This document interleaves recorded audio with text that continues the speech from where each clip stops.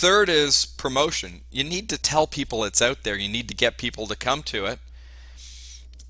And the last is process, and what we're really talking about there is a sales process and a follow-up process to really leverage what you're doing. So let's go through each of them. The first one is planning and equipment and software, because this is the first question that always comes up.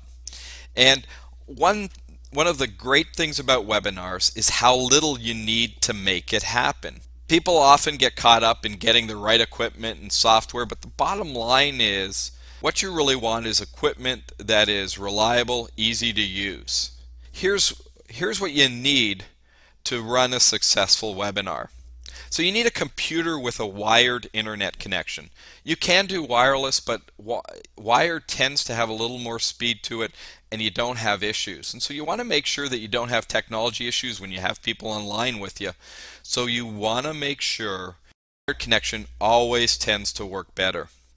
Next thing you need is webinar software. You also need a USB headset or a microphone, and you want a wired one. You don't want a wireless one. And the last one is presentation software. So it can either be PowerPoint or Keynote. Really, that's all you need. Now, there's lots of webinar software providers out there, and they also offer free trials on a number of them. And so you can go out and you can try them. Now, I've tried all the bigger companies.